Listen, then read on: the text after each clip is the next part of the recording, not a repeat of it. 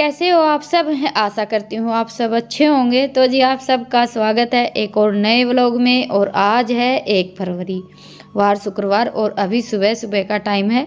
Time तो वैसे अभी लगभग 6 बज गए हैं। और आज हमारे यहाँ का मौसम तो आप सबको दिख ही गया होगा। कई दिनों से जैसे सर्दी तो एकदम से गायब हो गई थी, लेकिन आज सुबह उठे तो बहुत ज़्यादा ओसाई हुई थी। तो उठे तो बस ये लगा लीजिए कि 5 साढ़े 5 बजे उठते हैं। उसके बाद फिर थोड़ी सी देर बिस्तर में बैठे रहते हैं। 6 बजे के आसपास ही अपना सुबह का काम शुरू हो पाता है। भैंसों को निकालने के बाद फिर मैंने तो उठा ली थी झाड़ू। सोचा सुबह सुबह पहले बाहर के आंगन में झाड़ू लगा देती हूँ। तो अभी झाड़ू लगाने का काम मेरा पूरा हो गया है। सर्दी तो वैसे इतनी ज़्यादा नहीं है, और धुंध पड़ती है तब इतनी ज़्यादा सर्दी होती भी नहीं है। तो बस झाड़ू लगाने के बाद फिर आ गए थे दूध निकालने के लिए। तो एक भैंस का दूध ये निकाल लेते हैं और एक कम है।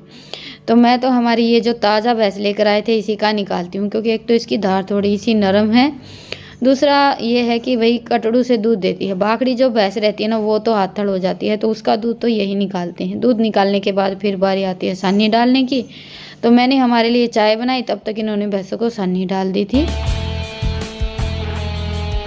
और आजकल जैसे सर्दियों का मौसम है, खड़ वगैरह सब सुबह उठकर भिगोते हैं ना, तो पहले सुबह एक बार जैसे घास डाल देते हैं, उसके बाद फिर थोड़ी सी देर में चाट डाल देते हैं। और ये सब तो देखिए थोड़ा बहुत फेरबदल चलता ही रहता है। तो चाय पीने के बाद फिर गोबर उठाया, अपना 1-2 काम किया, और अभी बन रही है ये हमारी दोबारा वाली चाय। सर्दियों का मौसम है तो चाय तो देखिए जितनी बार मिल जाए उतना ही कम है, क्योंकि थोड़ा सा काम करते हैं उसके बाद फिर मन करने लगता है कि चलो 1-1 कप चाय हो जाए। और हर मौसम का अपना एक मज़ा तो होता ही है। देखिए जैसे हम थोड़ा बहुत, भाई सर्दी ज़्यादा होती है तो हमें काम करने में परेशानी होती है, वैसे ही इस मौसम में खाने पीने के बड़े मज़े रहते हैं। सारी चीज़ें इतनी अच्छी अच्छी रहती हैं, और जैसे भूख भी थोड़ी सी ज़्यादा ही लगती है। तो ये लगा लीजिए कि दिन भर भाग दौड़ चलती रहती है। दूसरा शायद इस मौसम में सब कुछ हजम ज़्यादा अच्छे से हो जाता है। तो जी बस अभी मेरी नाश्ते की तैयारी हो गई थी। रात के थोड़े से छोले रखे थे, और सुबह सुबह मैंने सबके लिए पराठे बना दिए हैं। बच्चों को आज जाना था स्कूल, लेकिन वो हो नहीं पाया था। पर ये था कि सुबह सुबह सबका नाश्ता हो गया था। और इनकी और माँ की चल रही है अभी बातें।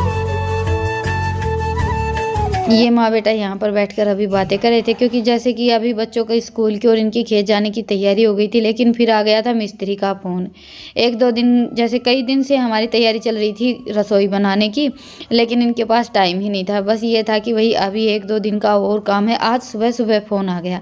हमने कुछ भी तैयारी की नहीं थी मिस्त्री वगैरह लगाने की। ये था कि भाई थोड़ा बहुत जैसे रसोई से सामान वगैरह उठाना, या फिर यहाँ पर थोड़ा बहुत ये टैंड वगैरह रखी थी ये उठाना, थोड़ा बहुत जैसे सामान भी लेकर आना रहता है। तो वो कुछ भी आज हमारी तैयारी थी नहीं।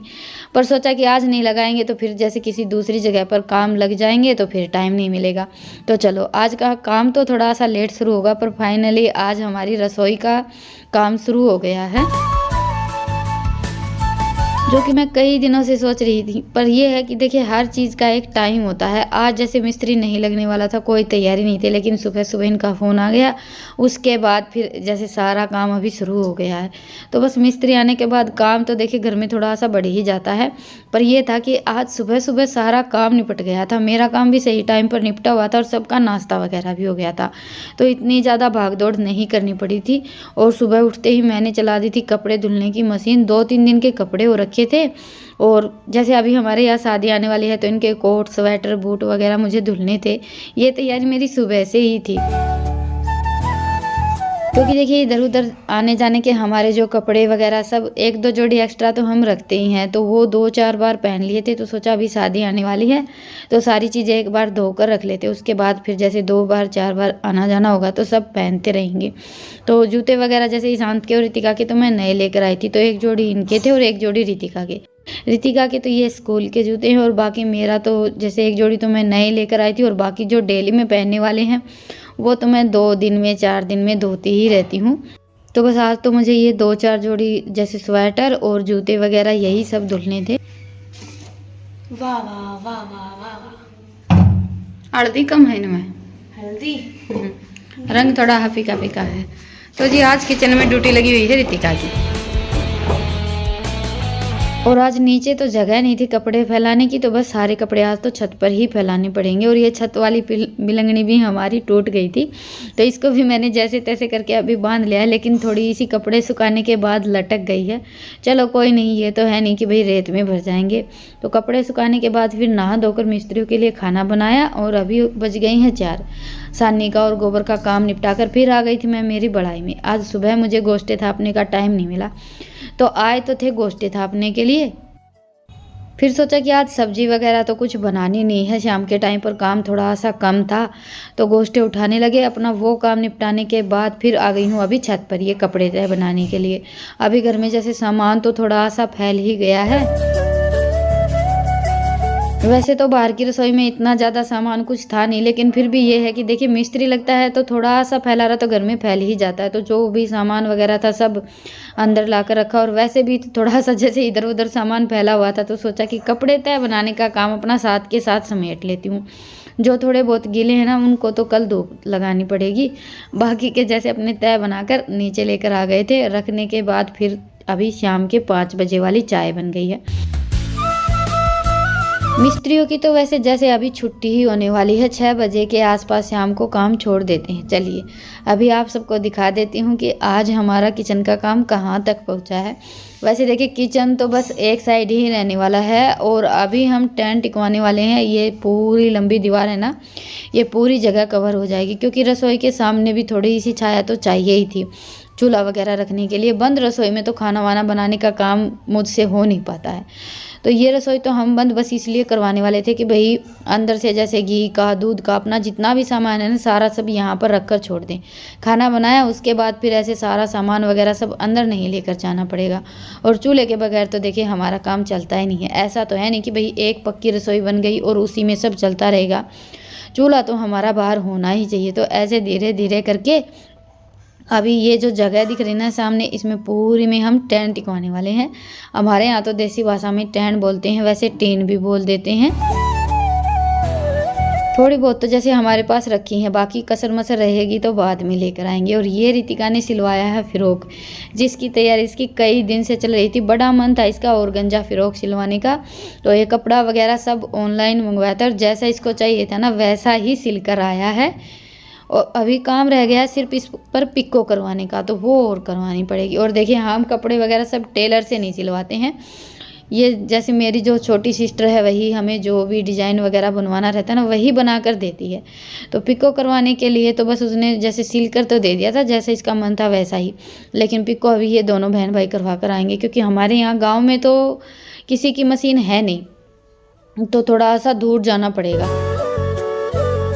पर यह है कि जैसा इसको चाहिए था वैसा सिल गया है। तो जी बस मिस्त्री जाने के बाद यहाँ से थोड़ी सी साफ़ सफाई की। आज तो अपना चूल्हा यहीं पर जल जाएगा, कल तो हो सकता है यहाँ से ये चूल्हा हट जाएगा, क्योंकि आज तो जैसे एक ही दीवार निकल पाई है। कल सामने वाली जो दीवार है वो बनेगी, तो ये चूल्हा भी यहाँ से हटाना पड़ेगा। तो बस यहाँ से ईंट वगैरह सब हटाकर थोड़ी सी मैंने साफ़ सफाई कर ली है, और चूल्हा जलाकर चूल्हे पर थोड़ा सा सुबह का दूध रखा था वो रख दिया है गर्म होने के लिए। और आज इनके हाथ में चोट लग गई है, तो अभी मैं जाऊंगी दूध निकालने के लिए। ईंट पत्थर वगैरह का काम होता है तो देखिए चोट तो कहीं ना कहीं लग ही जाती है, लेकिन इनके नाखून में चोट लग गई है। और नाखून में तो दर्द इतना ज़्यादा होता है, जैसे कभी कभार थोड़ा सा कच्चा नाखून कट जाता है ना तब भी बहुत ज़्यादा दर्द होता है।